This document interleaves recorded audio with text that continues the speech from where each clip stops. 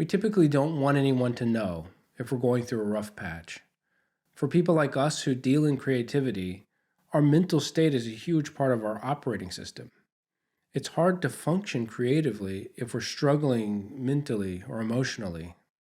Maybe we're dealing with loss, or we just had a fight with our best friend, or we just got fired, or whatever the case may be. Something is troubling us, and when we try to get to work, the spark is gone.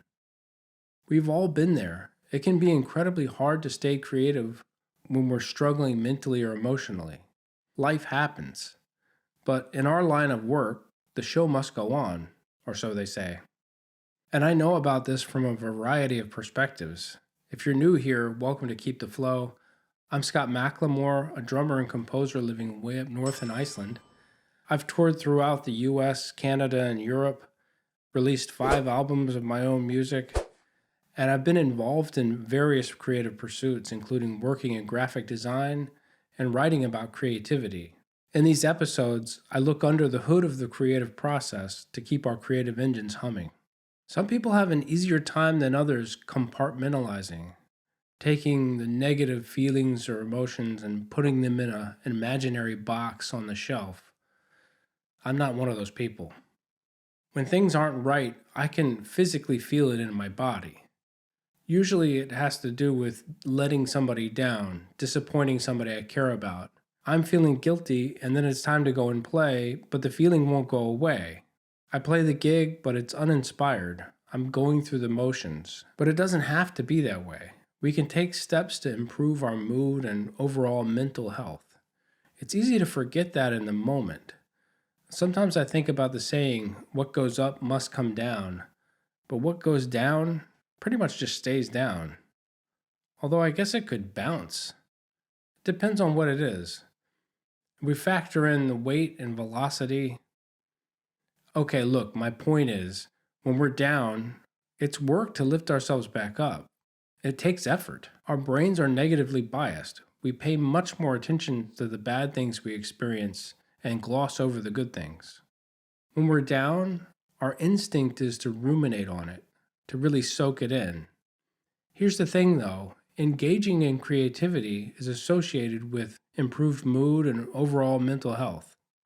So when we feel down and we don't feel like getting to work, that's really only prolonging our gloom. And this is probably a good time to give a disclaimer.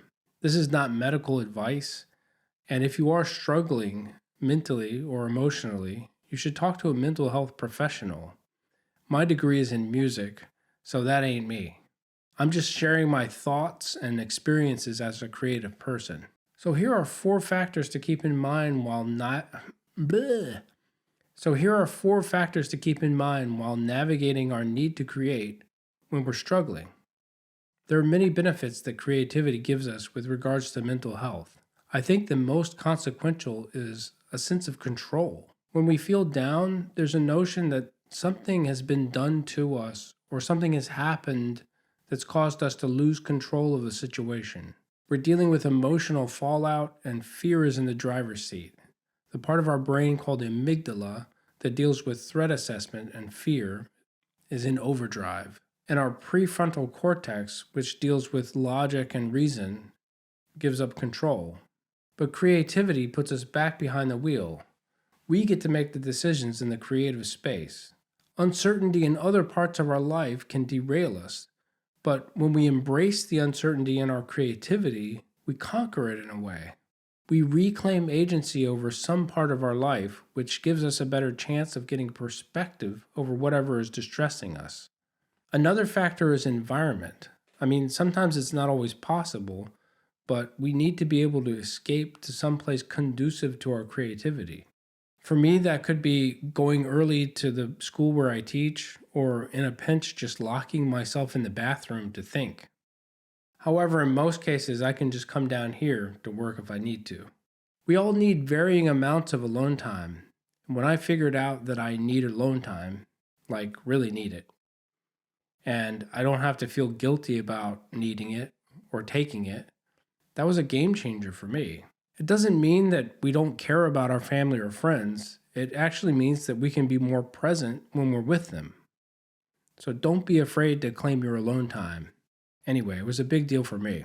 The third factor that can help us persevere over our struggles is cognitive flexibility. Trying new things, stepping outside of our creative comfort zone, breaking free of our fixed idea of what it is we do can open up new possibilities, new pathways in our creativity, and new pathways neurologically in our brain. I always recommend looking to other creative fields for inspiration, which can lead to new perspectives and inspire new ideas. For example, my wife had a commission last year to write a piece of music to the poetry of a revered Icelandic poet. The experience of reading through his work, looking for something that she resonated with, actually led to more than one piece of music. It turned out to be a whole album and a book of sheet music, which she's in the process of releasing right now. I'll link to it if you're curious. Cognitive flexibility is increased when we look to other creative fields for inspiration, and cognitive flexibility comes with psychological benefits in its own right. Better mental health, improved overall moods, and increased resilience, which is the feeling that things will work out, or a sense of control over your situation, which also relates back to the first factor we talked about. And the last factor that I want to shine a light on, as far as something that will help us function as creatives and overcome our struggles, connection. That's right, other people. For those who really know me, that might sound strange. I'm notoriously antisocial. I'm also on the autism spectrum, so there's more to that. It's complicated. However, when I go on the road with a band, there's a lot of togetherness. It's actually much harder to claim that alone time. And honestly, I usually reach my connection limit at some point during the tour. But even so, the benefits of the time together, the opportunity to bond with the other musicians, to play night after night and witness the music evolving together, that's invigorating. There can be drama and disorder in other parts of our lives, but if we're able to connect with other creative people and share in the process somehow, those troubles fade into the background, at least temporarily. And I should also say, this is all temporary relief.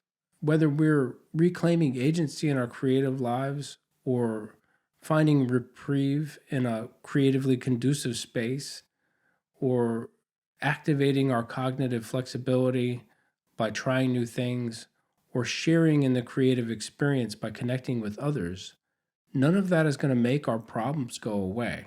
But it could put us in a better position to handle them, to gain perspective and move forward to finding a solution.